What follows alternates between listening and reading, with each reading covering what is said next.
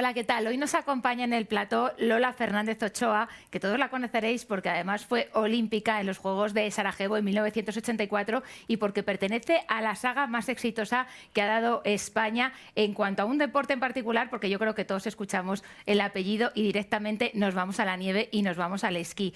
Y es que 8 hermanos, 6 olímpicos, a la cabeza Paquito con esa medalla de oro en Sapporo en 1972. 20 años más tarde, Blanca Fernández Ochoa consiguió ese bronce en Albertville, que abrió además la puerta para el deporte femenino porque fue la primera medalla olímpica de la historia que ganaba una mujer española. Pero siempre nos centramos precisamente en esto, en las medallas. Y detrás de cada viaje, de cada trayectoria de un deportista, hay muchas luces, muchos éxitos, pero también hay muchas sombras.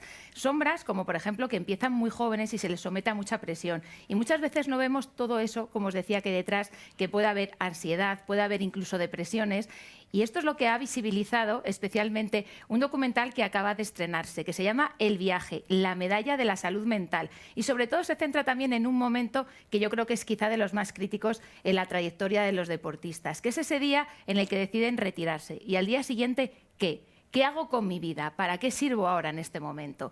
Tenemos aquí, os decía, a Lola porque es el alma mater de este documental, que tiene a su hermana Blanca como hilo conductor y que esperan que sirva para que no se repitan casos como el de Blanca. Hola Lola, ¿qué tal? ¿Cómo estás? Hola, buenos días. No sé si ya te ha dado tiempo, se presentaba el documental hace nada en el Teatro Albéniz, lleno absoluto de decir, participan en él 20 deportistas de élite que hablan sin tapujos, además de la salud mental, y de estos 20 deportistas no solo había muchos de ellos, sino que había muchos más deportistas que no participan, de hecho, en el documental y que estaban ahí arropando deportistas actuales, en activo, deportistas que hace ya años que no les vemos en activo, se han retirado, que han pasado por esos momentos que decíamos. Yo no sé qué sentiste allí al verte tan arropada y además decías, ojalá Blanca hubiese sabido todo este cariño que la teníais. Uy, ya es que lo cuentas así, ya me emociono. Voy siempre con un Kleenex y esta vez me ha fallado. Bueno, pues, ¿qué sentí? Bueno, pues lo que dices, una emoción tremenda, ¿no? Y lo que siempre digo, que me da pena que Blanca no hubiese sabido el cariño que la tenían. Es que es impresionante, ¿no?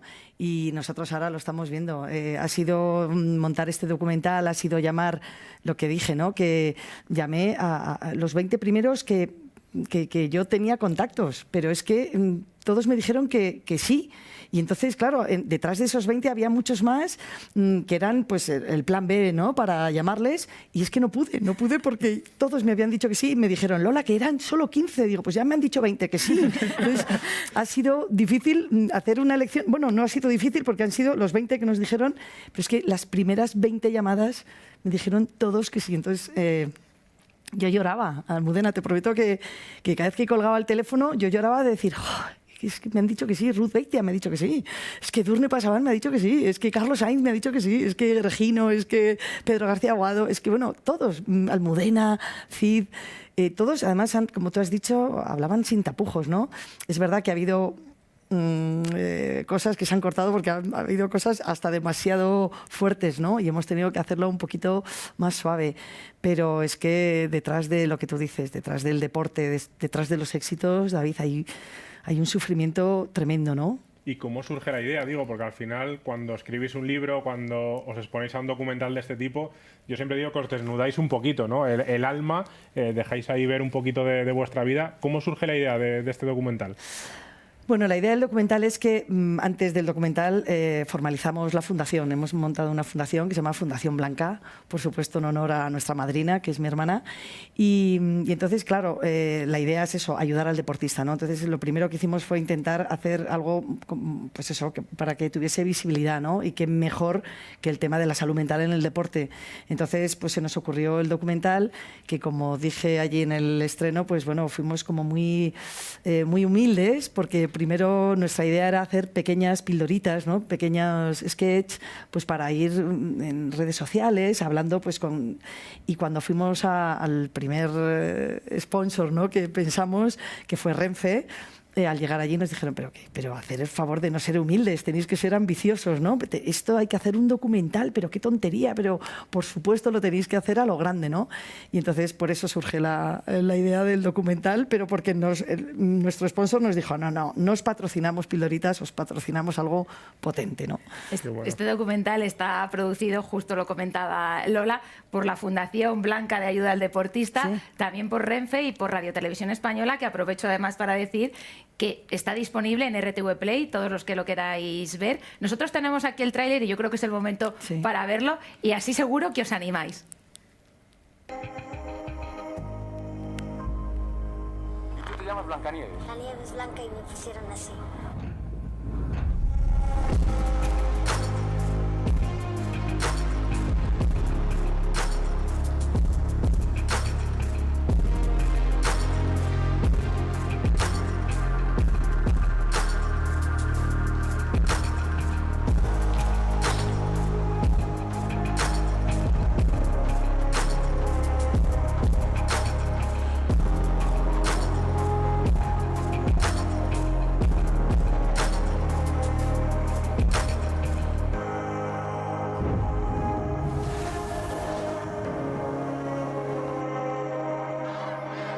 Surgen tensiones que hay que llevarlas de la mejor manera posible. Saber cómo afrontarlas. Estoy agradecido, porque yo sigo aquí en pie, ¿no? No entiendo el deporte de élite sin una preparación psicológica en paralela. Todo el tema de las enfermedades mentales es un tabú. Hay que romper ya el estigma. Tenemos ahí una asignatura pendiente. Vamos a salvar muchas vidas.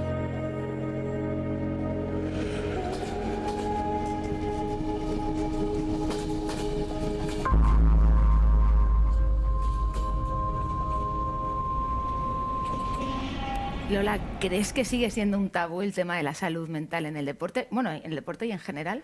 Sí, por supuesto, es un tabú tremendo, porque yo creo que cuando tienes a alguien en casa o incluso tú mismo lo sufres, sientes vergüenza, ¿no?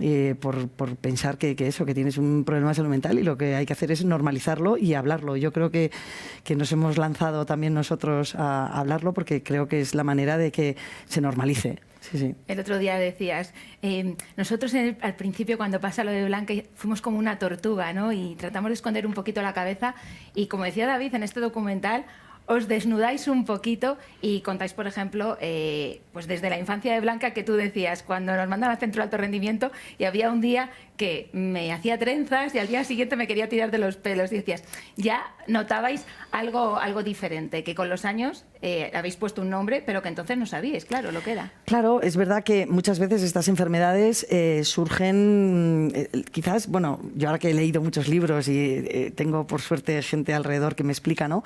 Una enfermedad de estas, como una bipolaridad, que era lo que tenía Blanca, pues muchas veces está latente, pero no se desarrolla, ¿no? Hombre, tienes a lo mejor como flashes, ¿no?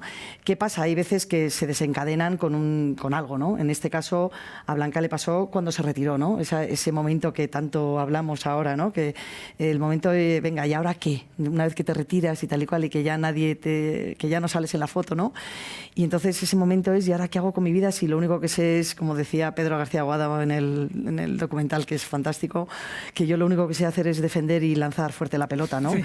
No, tú sabes hacer muchas cosas. O sea, tú como deportista tienes unos valores que mucha gente no los consigue en 3 vidas, ¿no? Pero cuando tú te retiras, te sientes completamente inútil, o sea, ¿no? ¿Y ahora qué hago con mi vida? Entonces ahí se desencadena muchas veces estas cosas, y Blanca fue lo que le pasó. En un principio pensamos que era la típica depresión que todos los hermanos habíamos tenido, no una depresión, porque yo, gracias a Dios, no he tenido ese tal, pero es verdad que ese vacío, ¿no? Ese abismo, ¿no? Que también Iniesta contaba en un documental, ¿no? Ese miedo escénico, ¿no? Y pensamos que era eso, pero no, lo de Blanca fue mucho más grande, y eso, y había días que estaba eufórica y estaba feliz, y al día siguiente estaba fatal. Es que al final el deportista madura muy rápido, digo, por regla general el deportista de élite viaja a la velocidad del AVE cuando debería ir como un coche normal, ¿no? Y al final esa rapidez o esa velocidad, esa intensidad, hay que saber gestionarla mentalmente. Claro. Es que tú piensas lo que decías, que nosotros, por ejemplo, yo me fui con 8 años a un centro de alto rendimiento, mi hermana Blanca tenía 11 y mi hermano Luis tenía 10. O sea, es que a mí me ayudaban mis hermanos mayores. Claro. que tenían 10 y 11 años. O sea, tú imagínate, yo lloraba por las noches y me consolaba a mi hermana que tenía 11 años. O sea, entonces, claro, te desarraigas, ¿no? Es verdad que haces algo maravilloso y es lo que te gusta y esquías y tal, pero luego tienes unas carencias muy grandes. No tienes a tus padres, no tienes tu centro de confort, ¿no? Que es tu casa, tus amigos.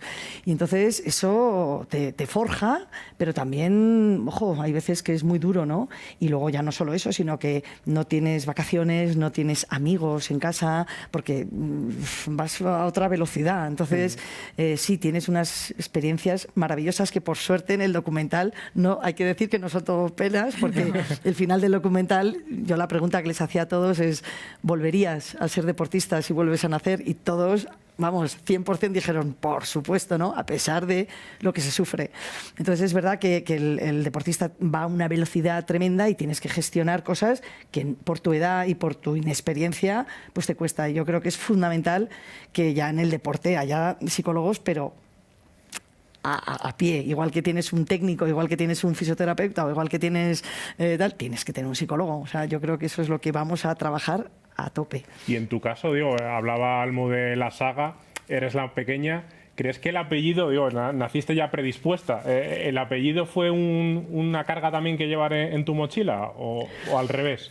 Pues siempre lo digo, pero es verdad. Yo creo que cuando mi hermano Paco gana la medalla de oro en el 72, pues claro, mi hermano Juan Manuel ya había ganado la Copa Europa, mi hermano Ricardo ya estaba despuntando, entonces pensaron, esto es genético, vamos a meter a todos los pequeños, por eso Blanca con 11, Luis con 10 y yo con 8 nos mandaron a un centro de alto rendimiento sin saber apenas esquiar, se pensaban que eso que era algo genético, y no es genética, esto es tesón, ¿no? Pero el apellido nos ha pesado, pues en muchos casos, por supuesto que te pesa, porque esperan algo de ti que no sé, que hay que demostrarlo, claro. O sea, y sin embargo luego es verdad que nos han abierto unas puertas también muy bonitas, ¿no? Y sobre todo el cariño, que es una pasada. Mi hermano, bueno, es que el abanderado era Paco, que es que, bueno, llegábamos donde fuésemos, llegábamos allí y es que nos ponían la alfombra roja, ¿no? Muchas cosas sí que nos ha beneficiado y en otras nos ha costado mucho. Paco, que cuando ganó ese oro decía que era algo así como si fuese un torero austriaco, ¿no? Que... Sí, si triunfas en las ventas, y dices, que claro, llego yo allí y es como si un austriaco si corta las orejas en las ventas, ¿no? Pues es que es así, imagínate, un español arrasar en esa época, ¿no? Era tremendo. Claro, en esa época en realidad no estaba integrada la psicología deportiva, como comentaba Lola, dentro, pues que ahora mismo cualquier deportista con el que hablas de alto rendimiento, cuando vas a un centro de alto rendimiento, sí que te habla ya sin tapujos y con total normalidad de los psicólogos deportivos. Pero es verdad que muchas veces esa psicología está más destinada al rendimiento deportivo. ¿Tú crees que es necesario que esa psicología, porque también se habla mucho de ello en el documental, también vaya dedicada a la persona, que decía Almudena Cid en ese documental? Claro, a mí me pasa factura después, ¿no? Cuando llega el momento de retirada y te viene todo eso. Si quizá lo hubiesen trabajado antes... Claro, es que es lo que decíamos, o sea, es verdad que ahora, por suerte, empiezan bastantes federaciones ya tienen un psicólogo como en plantilla, pero muchas de las veces estos psicólogos están destinados a sacar el máximo rendimiento a un deportista. O sea, venga, vienen los Juegos Olímpicos, entonces, por supuesto, están ahí para que no flojees, para que no te bloquees, o sea, tienen un tratamiento de cara a una competición, unos campeonatos del mundo, unos europeos y tal. Pero se olvidan de tener una psicóloga. O sea, yo creo que es importante tener un psicólogo para tratar otras cosas que el deportista, por la velocidad que tú decías, David, que van a una velocidad tremenda que no sabes gestionar. Es muy difícil con 17 años saber ganar. O sea, saber perder es difícil, pero saber ganar es mucho más difícil. Entonces, cómo gestionar, cómo aprender a hablar, cómo gestionar, a lo mejor que te llama tu madre y te dice que tu abuela está enferma o que tu padre, cualquier cosa, ¿no? Un divorcio, que tu novio te deje o que tu novia te deje. O sea, es que es gente muy joven y que solo les preparan psicológicamente para ese acontecimiento. Yo creo que hay que ampliarlo y que dentro de todas las federaciones vamos a luchar para que haya un psicólogo en plantilla, pero para todo. Y hay una cosa que decía Sara Hurtado también en el documental, que a mí me impactó mucho, que es que hay muchas veces que el deportista no pide ayuda al psicólogo que le ofrece la federación, porque si son 2 o 3 los que están barajando y mandarles a una prueba, a un campeonato, si saben que tú has solicitado un psicólogo, ojo, que lo mismo no te eligen, entonces te callas. Piensa que hay un problema, ¿no? Pues piensa que hay un problema y que en el momento dado puedes flaquear. Es que es muy duro. O sea, y hay veces que necesitando un psicólogo no lo han solicitado por miedo a que sea un hándicap luego a la hora de que te elijan para representar a tu país en unos Juegos Olímpicos, ¿no? Y en tu época como deportista entiendo que, claro, todavía más difícil el ver al psicólogo deportivo como una figura más que formaba parte de la expedición o del grupo, porque precisamente antes se veía así, ¿no? Uy, ¿necesitas psicólogo? Aquí Claro. hay un problema y... Bueno, o sea, también es verdad que tú has arrancado el programa diciendo en qué año competí, cosa que me ha parecido fatal, porque ahora los espectadores van a empezar. Compitió en el 84, pues esta ya los 50 no los Pero cumple. eras una cría, Pues no eras los una cumplo, no cría. los cumplo. Pero vamos, impensable. O sea, nosotros, un psicólogo, pero bueno, impensable. Pero es que ni Blanca en el 92 tenía psicólogo. O sea, ya en el 92 tampoco había psicólogo. Por suerte, ahora se empieza nosotros, bueno, es que es una generación, todos los deportistas, muchos de los que han hablado en el documental, pues fíjate, Juan Corbalán, Amaya Valdemoro o Alfonso Reyes, o sea, gente que es todavía un poquito más, una generación un poquito más.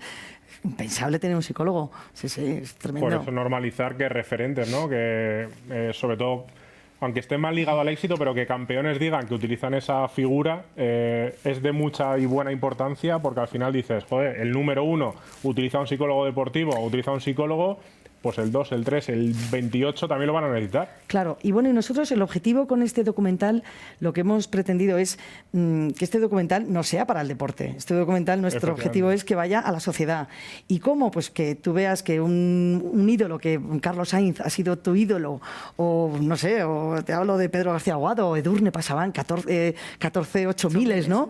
Que ha tenido que recurrir al psicólogo y que lo cuenta, pues eso es la intención que hemos tenido con el documental, ¿no? Llegar a la sociedad, que tus grandes ídolos han necesitado un psicólogo y lo cuentan, pues vete, o sea, si es que, ¿por qué no? O sea, que deje de ser un tabú, un estigma y que la gente, pues bueno, que recurra y que la salud mental, pues es como si te duele la rodilla, vas al traumatólogo, pues esto es igual, ¿no? Yo creo que tenemos que normalizarlo. Edurne, que de hecho es uno de los testimonios quizá pues más impactantes o más duros, porque ella reconoció hace tiempo que sufrió una depresión, que estuvo ingresada, pero ahí además reconoce que hubo un intento de quitarse la vida y dice, yo por suerte fui de las afortunadas que todavía estoy aquí. Y a mí, yo me quedo con una frase además de las que dice, vamos a salvar muchas vidas con este documental, ¿no? Es la idea es que de verdad que bueno, yo cada vez que hacía una entrevista, como te decía antes, lloraba, ¿no? De los testimonios tan bonitos que dicen, pero yo creo que la idea con esto es eso, intentar, con que salvemos a uno, con que salvemos a una Blanca, yo me daré por satisfecha. Y que no se trata solo de deportistas, que cualquiera que lo esté viendo se sienta reflejado y sobre todo pida ayuda, ¿no? Que es uno de los problemas, que igual no se pide ayuda. Claro, bueno, a mí me pidieron hace tiempo Televisión Española que si me podía brindar, hacer un anuncio, ¿no? Para intentar, pobres, no sabían cómo preguntármelo. Mira, es que habíamos pensado, ¿qué tal? Y les dije, ¿qué queréis que diga? ¿De qué queréis que hable? ¿Del suicidio? Tuve que ser yo, porque esa palabra, el suicidio, es, claro, es que es muy duro, ¿no? Pero es que hay que hablarlo. Es que lo dijo al terminar, tuvimos la suerte, la inmensa suerte de contar con el presidente del Senado, don Ander Gil, que hizo un final de documental maravilloso, de gala, y ahí decía que es que el suicidio es la primera causa de muerte en España. Por no enfermedad, ¿no? Es que es tremendo. Entonces, la palabra suicidio hay que empezar a normalizarla. Entonces, cuando me propusieron hacer este sketch, yo lo que decía era eso, que si tienes alrededor un amigo, un familiar, alguien que conoces, que sepas que está intentando acabar con su vida, pide ayuda, aunque él te diga que no. Aunque él te diga no lo digas, olvídate, o sea, a la larga te lo agradecerá, pero es que hay que pedir ayuda, pero urgente. Entonces yo hacía pues un anuncio, ¿no? del 024, que es la ayuda al suicidio. y hablábamos también antes, decíamos, claro, tú decías, nos ha pasado a todos los hermanos, pero claro, yo decía, una saga de 8 o 6 olímpicos, pues imagínate esa casa, ¿no?, en la que imagino que hablaríais mucho de deporte, pero también os podíais ir dando consejos cada vez que ibais cerrando etapas. Hay etapas que se cierran pues porque ya has llegado a tu cénit o ya ves que no, pero en tu caso, además, que es otro tema que no se toca muchas veces, es que de la noche a la mañana de repente llega la lesión. Y te ves en ese momento en el que tienes que pasar por 6 operaciones, todavía eres muy jovencita, esa grave caída en Formigal. ¿Y cómo pasaste tú ese momento de repente de estar en la élite a ya no voy a poder volver a esquiar? ¿En qué te apoyaste tú en ese momento? Bueno, es durísimo. La verdad es que es durísimo. Efectivamente, me rompo la rodilla justo después de los Juegos Olímpicos y tú tienes tu sueño. O sea, ya, claro, yo encima tenía en casa el Golden, como le llamábamos a Paco, ¿no?, por su medalla de oro. Teníamos al Golden, Blanca, que ya despuntaba, que ya estaba entre las 5 primeras del mundo. Y entonces, claro, y de repente se acaba. Entonces eso es muy duro. O sea, yo me acuerdo que estuve 3 años sin poder, que no esquié. Engordé como si no te quiero ni imaginar. Me lo comí. Bueno, es que es otro problema, o sea, el tema de la alimentación, que ya te da igual, ya dejas de hacer deporte, no quieres saber nada. Yo solo veía la bajada de Blanca cuando la retransmitían en la tele y con un nudo aquí que, bueno, y es muy difícil. Lo gestioné, pues gracias a Dios, porque tengo una familia maravillosa que me ayudaron. Enseguida nos reinventamos los hermanos, montamos una agencia de eventos deportivos y tiendas de esquí y tal, y la verdad es que nos reinventamos, pero mucha gente no tiene la fortuna, ¿no?, de tener una familia como la mía, que es la mejor. Digo, luego te ha tocado vivirlo como espectadora. Digo, no sé si, como decías tú, con ese nudillo en el estómago, ¿cómo fue esa transición? Digo, sobre todo porque has seguido muy de cerca la carrera de tu hermana, en televisión, en los medios, como hermana, como familia, ahí en la pista. ¿Cómo ha sido el seguir esa carrera que igual podías haber sido tú? Bueno, era mi hermana, era un orgullo, era maravilloso, la verdad es que era tremendo. Pero fíjate, hemos tenido mucha suerte por muchas cosas. Como decías, Almudena, a medida que mis hermanos mayores se retiraban, pasaban a ser nuestros entrenadores.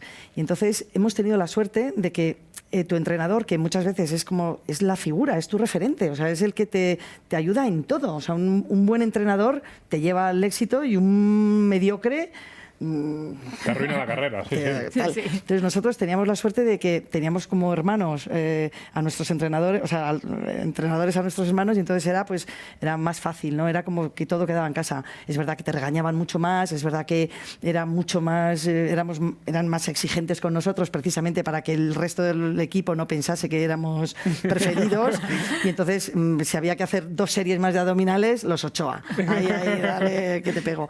Pero es verdad que luego teníamos, por ejemplo, la suerte de que muchas veces, yo se lo digo a todos los deportistas, que yo también, bueno, soy mentora de alguna, y les digo, es importantísimo los medios de comunicación, tenéis que hacer visibilidad a vuestro deporte, tenéis que atender a la prensa, tenéis que atender a la radio, o sea, en cuanto os llamen, de verdad, yo sé que es duro, con tu momento de descanso, tener que hacer una entrevista y tal, pero es que es vital, tenéis que hacerlo. Y ahí teníamos al Golden, teníamos a Paco, que nos decía, en aquella época era, os van a llamar Radio Nacional, o va a ir televisión, o va a ir tal, y era como, Paco, otra vez, que sí, que tenéis que hacerlo. Entonces, es verdad que hemos quizás crecido, ¿no?, con los medios de comunicación, y por eso tenemos este picking, ¿no?, porque al final de tanto hablar, pues, pero no todo el mundo tiene la suerte, y yo creo que ver a Blanca desde la perspectiva ya de espectadora, muchas veces le decíamos, Blanca, tienes que tal.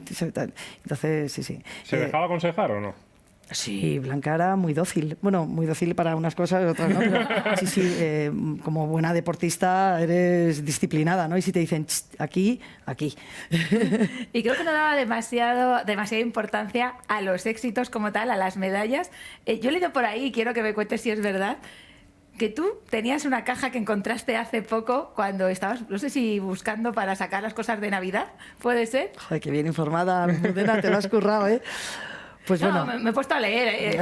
Pues es una historia dura, pero bueno, cuando Blanca fui un día a su casa, que se vino a vivir conmigo, me la encuentro un día estábamos haciendo ahí la mudanza básica, y de repente me la encuentro tirando todas sus copas y sus medallas y todo al contenedor. Además, al contenedor ese que se mete y que ya no puede volver a recuperar, sí. Y entonces, Blanca, me puse loca. No, para, vete para arriba, tal. Entonces yo intenté, pues, lo que pude. Saqué las que pude y tal, y recuperé unas cuantas. Entonces, por suerte había empezado con las de Copa Europa, con las de Copa del Mundo no había empezado, pero bueno. Y yo, fíjate lo que es la mente, ¿no? Esto de la mente. Me fui enseguida a donde ella tenía, en el trastero de su casa, tenía las cajas embaladas con sus trofeos potentes de Copas del Mundo y tal, Juegos Olímpicos, la medalla y tal, y yo inconscientemente me lo llevé a mi casa, hice un primer viaje a mi casa con eso y lo escondí. Lo escondí tengo un garaje grande, lo escondí en una puertecita que tengo y de frente puse las cosas de Navidad. Ahí se quedó y ya enseguida me fui a casa de Blanca pues a hacer todo. Cuando ocurrió lo de Blanca, por supuesto, fue en septiembre, esa Navidad no puse ni árbol, no puse nada, fue un poco duro y nada. Y al año siguiente dije, venga, hay que poner el árbol, esto sigue, hay que tirar para adelante. Entonces saqué las cosas de Navidad y detrás de las cosas de Navidad veo unas cajas. Digo, ¿estas cajas qué son? Porque claro, mis hermanos me decían, Lola, ¿y no tienes nada de Blanca? Digo, no sé qué ha pasado, lo debió tirar y no llegué. Entonces nos quedamos todos como un poco tristes, ¿no? Decir, joder, no tenemos ni un trofeo bonito de Blanca, ¿no? De esos de alpaca austriacos y tal, ¿no? Bueno, y de repente veo esas cajas allí y digo, ¿y qué son? Y las veo y veo arriba de la caja de cartón, tengo que decir una palabrota porque es lo que pone, ponía trofeos de los cojones y con su letra. Entonces, bueno, no me lo puedo creer. Y entonces lo abrí y estaban todos allí. Y bueno, llamé enseguida a mis hermanos, el regalo de Navidad, tenemos regalo de Navidad y tal. Y fue precioso. Y entonces ese trocito de cartón lo enmarqué y lo tengo en casa, en mi cocina. Y mis hermanos siempre me dicen, Lola, ¿qué quieres? Por este trocito de cartón te doy lo que quieras. Digo, esto no se vende, vamos, esto me lo Más llevo que yo. los trofeos, claro. Más que bueno, los trofeos están, que el que quiera de mis hermanos, los tenemos ahí. No, los tenemos guardados, por supuesto, para cuando los hijos de Blanca tengan su casa. Ya les he dicho que eso es para ellos, por supuesto. Hombre, es que es un bonito recuerdo. Sí, claro. Y bueno, hablamos aquí, quizá la medalla más importante en general es la de la salud mental que decíamos antes, pero esas medallas son las que conforman el camino y que luego cuando las ves, yo no sé tú, cuando ves las medallas que has ganado, ¿qué sientes? A día de hoy, nada. Porque Fíjate, muchas veces la gente piensa Sí. que todo en la vida es ganar medallas. Nada. Pero Pues fíjate, me da pena porque en el documental no sale, pero yo una de las preguntas que le hice a Pedro García Aguado, campeón olímpico de waterpolo, que en el documental ya le he pedido perdón porque pone plata y es oro y plata de Claro, waterpolo. fue plata Pobrecito, le Barcelona, pedí ¿no? perdón y si me estás viendo, perdónanos, ha sido un pequeño error. Pero bueno, le pregunté, le dije, Pedro, ¿dónde están tus medallas? Y me dijo, no lo sé. Sé que están en una caja, en una de mis mudanzas. Tengo cajas de mudanza en Sevilla y otras en Madrid. En una de ellas estarán. O sea, para eso te quiero contar que cuando eres deportista sueñas con tus medallas y tal igual y es maravilloso y el sueño hay que perseguirlo, por supuesto. Pero es verdad que una vez que ya el éxito es, como decían, un poco efímero, ¿no? Y una vez que tal, luego ya la vida es tan... que os voy a contar, difícil, ¿no? Es bonita, es maravillosa, pero que luego hay que gestionar otro tipo de cosas y las medallas dices, bueno, pues, ¿qué? O sacar a tus hijas, en lugar de enseñarles las medallas, les cuenta batallitas, ¿no? Que mola más. Les cuento batallitas, sí, les encanta, por supuesto. Y es que de hecho, mías no tengo nada, o sea, lo tengo todo y no sé en qué caja está. Yo sé que en alguna caja tengo algo, pero es que ni lo miro. Y ahora Lola, liadísima con esa fundación maravillosa que habéis creado, una de las partes fundamentales es ayudar precisamente un poco a la inserción laboral, ¿no? Cuando acaban los deportistas esa carrera y decíamos ese momento de ¿qué hago con mi vida? Tú contabas, Pedro García Aguado, diciendo yo sé defender muy bien, yo sé... Pero esa pregunta os la hacéis todos. Claro, pero fíjate, a raíz de esa pregunta que Pedro García Aguado, que pues solo sé defender y lanzar fuerte la pelota, ¿no? Y luego la persona le dijo, no, tú sabes trabajar en equipo, sabes trabajar bajo presión, sabes tomar decisiones en 0, segundos, ¿sabes? O sea, yo creo que el deportista ya solo con los valores del deporte ya tienes... ya se forja, sí. Mucho. Entonces, ¿qué pretendemos con esta fundación? Pretendemos que aquellos que no han podido formarse, pues Pues porque hay unos que sí que estudian, otros que no pueden, otros que no sé. Aquí el deportista es un poco, es como la carrera de caballos, no van así. Una vez que acaban tu carrera, pues intentar, el que quiera, ayudarle a formarse y buscar pues un tema, ayudas laborales, ¿no? Yo creo que si nos están viendo aquí empresarios que tengan grandes empresas, yo creo que es fundamental, que les voy a ir a llamar a todos, para que dentro de la plantilla de una gran empresa, yo creo que tener deportistas es que es maravilloso. Yo creo que es que te pueden aportar muchas cosas, ¿no?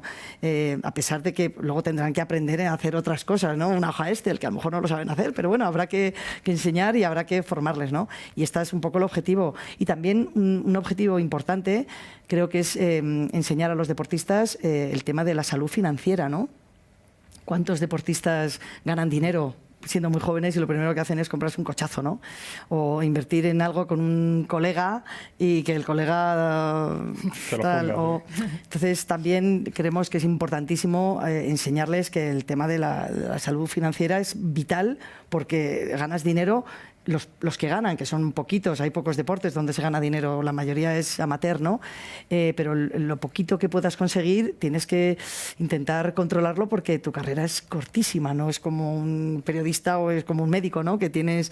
No, el deportista acaba a veces por una lesión muy pronto, a veces, venga, no vamos a hablar de Bragado porque se ha retirado con... Bueno, son casos excepcionales. Sí, pero lo normal es que con 30, 35 años ya. Entonces yo creo que eso también es muy importante enseñarles, ¿no? O por lo menos ayudarles a que el tema financiero es importante.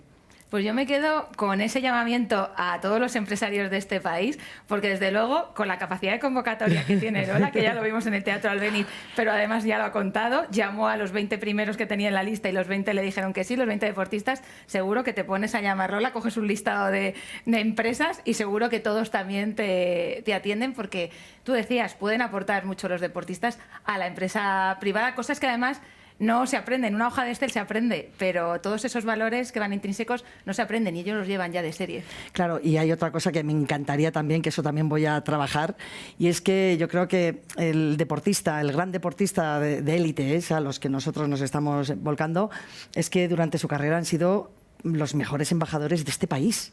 O sea, es que es verdad, o sea, voy a decir una burrada, pero es que yo la siento. O sea, vas al extranjero y España y pues es Cervantes y Nadal, por ejemplo, ¿no? O sea, yo creo, me perdonen los científicos, ¿no? Pero bueno, es verdad, o sea, todo el mundo sabe quién es Cervantes y quién es Nadal.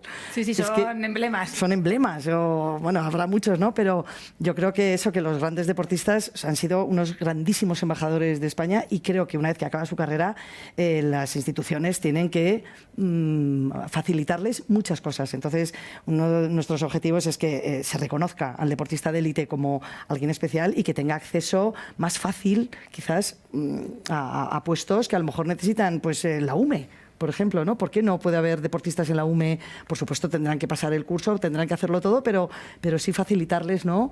O no sé, guardias forestales o salvamento marítimo, yo qué sé, o sea, es que depende de cada deportista, puede haber mil cosas, ¿no?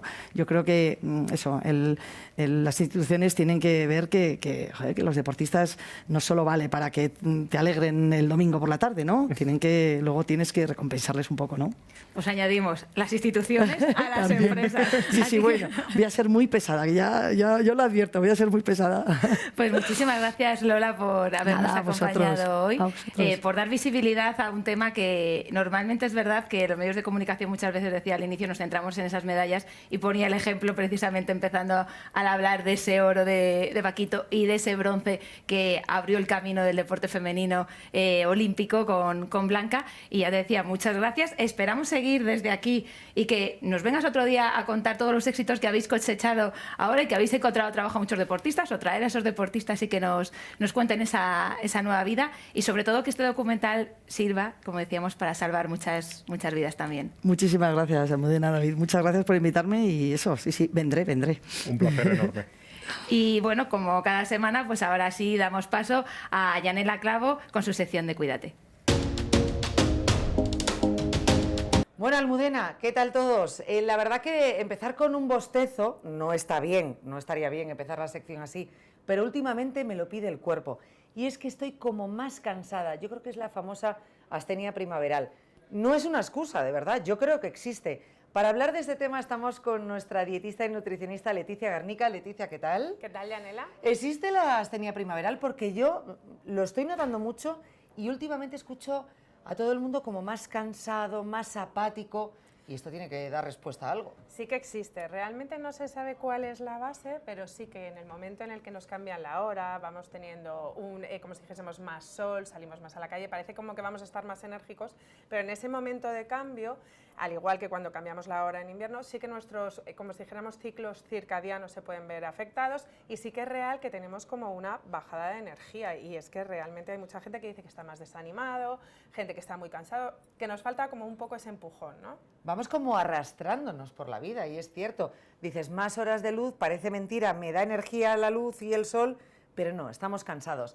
¿A través de la alimentación hay algo que podamos hacer o cambiar para ayudarnos a sobrellevar un poco este tiempo de astenia primaveral? Si nosotros realmente tenemos unos buenos hábitos y comemos de manera adecuada, alimentos que sean saludables y enérgicos para nosotros, no tendríamos por qué hacer ningún cambio. Pero yo animo a todas las personas que sí que se noten un poco más bajitos o que a lo mejor estén más desanimados a que presten más atención a ciertos alimentos, como pueden ser el plátano, que siempre además a veces tenemos miedo, pero entre que tiene bastante triptófano, que a la vez también tiene potasio y que sí que es enérgico, nos va a ayudar como un poco a subir ese estado de ánimo gracias al triptófano, que nos ayuda con la serotonina, la hormona de la felicidad, y luego que sí que nos va a dar más energía. O por ejemplo ahora que vienen estas fresas y fresones, que aunque parecen lo mismo no son iguales. ¿Ah, no? No, las fresas son un tipo de fruta de y sabor, los fresones sí. de otro. Sí, claro, de sabor sí, pero si te das cuenta las fresas son muchísimo más pequeñitas, no es tanto ese fresón que nos estamos encontrando ahora mismo. Vale. Pero en cuanto a propiedades también son buenas, tienen un alto contenido en vitamina C, que también nos va a ayudar un poco a estar un poco con más vitalidad,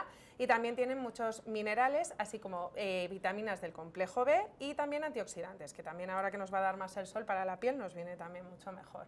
Y luego una de las cosas que también recomendamos mucho es el polen, que no deja de ser un suplemento, como si dijéramos natural, pero que sí que nos va a ayudar porque sí que tiene vitaminas y minerales que nos van a ayudar a estar un poquito más para arriba. Esos son algunos. Por cierto, tenemos que hacer hincapié en que las verduras siempre tienen que estar presentes. Además ahora invita mucho más a tomarnos las crudas, ¿no? Como puede ser en ensalada, o todavía es un poco pronto, pero para el gazpacho también. Y las legumbres, que no nos olvidemos de la legumbre, que intentemos hacer comidas un poco más livianas, que no sean muy pesadas, pero incluyendo, como siempre, esa proteína animal como el pescado y la carne, pero haciendo hincapié en estos alimentos que nos pueden ayudar un poquito a estar un poco más vitales. ¿Sabes cuándo empiezo a tomar yo gazpacho? ¿Cuándo? En febrero. Bueno, es que además el gazpacho es buenísimo. Lo único que los tomates normalmente no están en su punto mejor, pero tengo está muy truco. rico. Tengo truco. Hacia el final del verano anterior dejo congeladas un par de botellas, sí, y luego las empiezo a sacar ya en febrero con eso de las ganas de llegar la primavera. Así, yo ya empiezo a ponerlo en consulta también. Con esta temperatura ya empezamos ahí a ponerlo. Y que se mantenga durante el verano. Pero no la astenia primaveral. Vamos a incluir más fresones, más plátanos y más verduras en nuestra dieta. Sobre todo para adaptarnos a este tiempo, porque luego ya viene todo rodado. Esto es un poco momentáneo. Así que yo creo que es que se junta la astenia primaveral con las ganas de vacaciones del verano y ya hasta otoño vamos tirando. Ahí vamos, sí, totalmente. Muchísimas gracias, Leti. Gracias a ti, Yane. Ya sabéis que podéis encontrar a Leticia en dietista y nutricionista.com. Esa es su web, y también en redes sociales. ¿Y tú no estás cansada, Almudena? Tú que tienes mucha energía, a mí me parece. Pues Yanela, es verdad que yo suelo tener mucha energía, pero también es verdad que en la primavera hay días en los que una está un poquito más con la batería baja, así que me han encantado los consejos de Leticia y voy a intentar ponerlos en práctica para esos días en los que estamos con la batería casi a cero, subirla, porque para hacer programas como este y para el día a día de cada uno de nosotros, y en el periodismo ya sabes que todavía más porque no paramos, se necesita estar a tope de energía, y a tope de energía está nuestra siguiente protagonista. Hablábamos antes con Lola Fernández Ochoa del documental que acaba de estrenarse, pero también se ha estrenado una pista de empuje Skeleton en el Centro de Alto Rendimiento de Madrid. Ya hemos hablado otras veces de este deporte y lo hemos hablado porque el año pasado estuvimos en ese casting que hizo Ander Mirambel, el pionero de este deporte en España, ya sabéis, 4 veces olímpico, que como se ha retirado estaba tratando de reclutar a jóvenes talentos, a nuevos talentos que, bueno, que le cediese el testigo. Y entre esos talentos está Clara Aznar. Tiene solo 16 años y se ha convertido en su primera temporada en la gran promesa del deporte como es el Skeleton en España. ¿Y por qué? Porque, bueno, no solo es campeona de España, y os digo, en su primer año, sino que además ha ganado 2 medallas de bronce en las Youth Series, algo así como las series mundiales de los jóvenes. Clara sueña con estar en un futuro en unos Juegos Olímpicos como Ander Mirambell. Tiene, os digo, solo 16 años, quiere estudiar medicina, pero yo creo que lo mejor es que la conozcamos ya.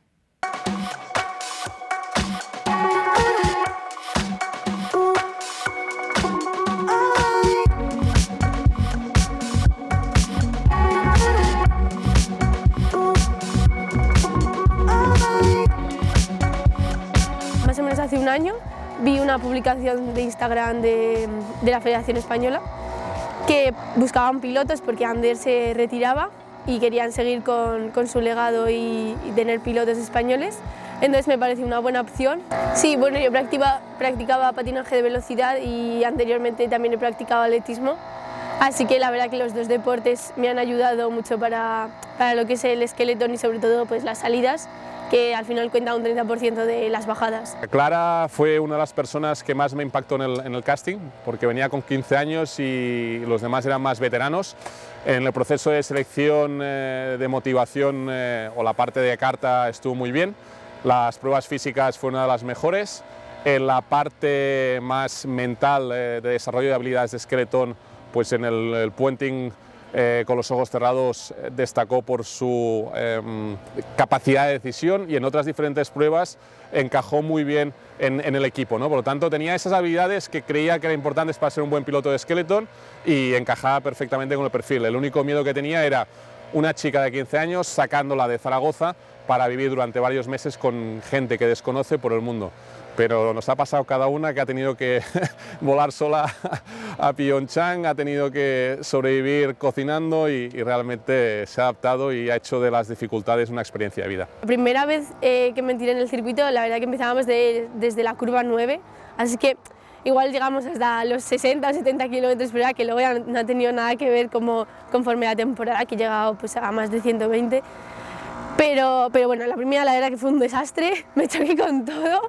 Pero bueno, esa sensación y esa adrenalina ya se siente, así que ya noté que ese deporte me gustaba y que quería seguir tirándome. Pues ya a final de temporada sí que conseguí esos 2 bronces en la última clasificatoria que hemos tenido esta temporada y la verdad que no me lo esperaba para nada, pero bueno, tampoco me lo esperaba este primer año pues poder estar ahí arriba con los de mi edad. Clara tiene diferentes cualidades que quizá las otras deportistas no destacan tanto, ¿no? Por ejemplo, tiene una capacidad de transitar entre la locura y la cordura muy alta, ese punto de respeto pero de valentía a la vez. Luego tiene un instinto innato a la hora de tomar decisiones, que yo creo que eso es importante, y sobre todo la salida. Para la edad que tiene, su push es muy fuerte y se ha acoplado muy bien. No parece que tenga 15, ahora 16 años y es una más del equipo. Yo creo que esas 4 habilidades son las que le permiten crecer. Bueno, mi próximo objetivo para la temporada que viene pues son seguir las clasificatorias para los Juegos Olímpicos de la Juventud, que me quedan otras 3. Y bueno, ya los Juegos Olímpicos de la Juventud en Pyeongchang en 2024. Es el sueño olímpico, claro que es el sueño de todo deportista y la verdad que también me gustaría, pero bueno, sería un poco más a largo plazo. El futuro de Clara es donde quiera llegar.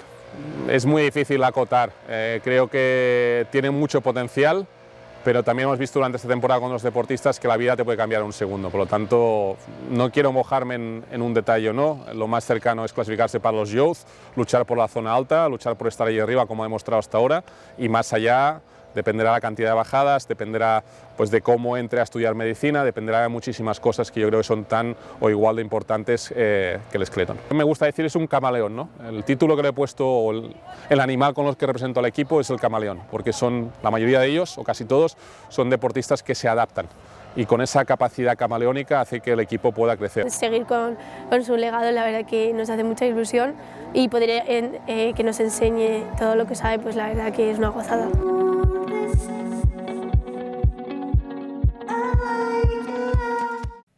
Y de una jovencita con 16 años como Clara Aznar, que tiene ese sueño olímpico, a alguien que también desde muy jovencita ha conseguido hacerlo realidad. Adriana Cerezo tiene solo 19 años, pero ya con 17 se proclamó subcampeona olímpica en los Juegos de Tokio 2020, en la categoría de menos de 49 kilos. También ese mismo año se proclamó campeona de Europa. Hemos hablado de ella muchas otras veces, porque además la hemos tenido en el plató y hemos estado en sus entrenamientos en el Hankook. Pero es que Adriana sigue imparable en su camino hacia los Juegos de París. Es la número 2 del ranking olímpico en su peso y además, bueno, pues cuenta últimamente todas las salidas a las competiciones, las cuenta por podios. Ha subido al podio este año ya en la Copa Presidente, en el Open de Las Vegas, hace nada en China, poco antes en Bélgica. Ya os digo, Adriana sigue imparable. ¿Y qué nos queda? Pues conocerla un poquito mejor a través de nuestro test.